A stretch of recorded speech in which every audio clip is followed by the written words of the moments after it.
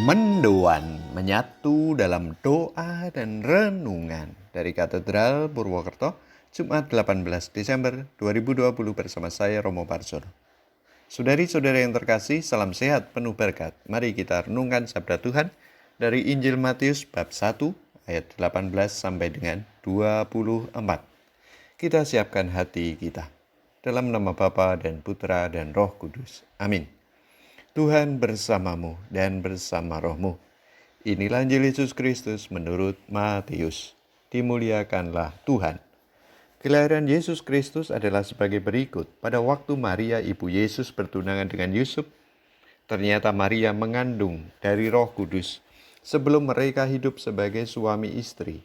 Karena Yusuf suaminya seorang yang tulus hati dan tidak mau mencemarkan nama istrinya di muka umum, ia bermaksud menceraikannya dengan diam-diam. Tetapi ketika Yusuf mempertimbangkan maksud itu, malaikat Tuhan tampak kepadanya dalam mimpi dan berkata, "Yusuf, anak Daud, janganlah engkau takut mengambil Maria sebagai istrimu, sebab anak yang di dalam kandungannya adalah dari Roh Kudus. Maria akan melahirkan anak laki-laki, dan engkau akan menamai dia Yesus, karena dialah yang akan menyelamatkan umatnya dari dosa mereka." Hal itu terjadi supaya genaplah firman Tuhan yang disampaikan oleh Nabi. "Sesungguhnya anak darah itu akan mengandung dan akan melahirkan seorang anak laki-laki, dan mereka akan menamai dia Immanuel," yang berarti Allah menyertai kita. Sesudah bangun dari tidurnya, Yusuf berbuat seperti yang diperintahkan malaikat Tuhan itu kepadanya. Ia mengambil Maria sebagai istrinya. Demikianlah Injil Tuhan. Terpujilah Kristus. Yesus lahir dari Maria yang bertunangan dengan Yusuf, anak Daud, seorang yang tulus hati dan tidak mau mencemarkan nama istrinya di depan umum. Saudara-saudari yang terkasih, ada dua kualitas hidup Yusuf yang disebut oleh penginjil Matius, adalah tulus hati dan tidak mau mencemarkan nama di muka umum. Apa artinya tulus? Tulus berarti dia mempunyai kesungguhan dan kebersihan hati. Apa yang dikatakan, apa yang dilakukan benar-benar keluar dari hati yang suci. Tidak pura-pura, tidak serong juga, jujur, mempunyai kesungguhan dan kebesaran hati.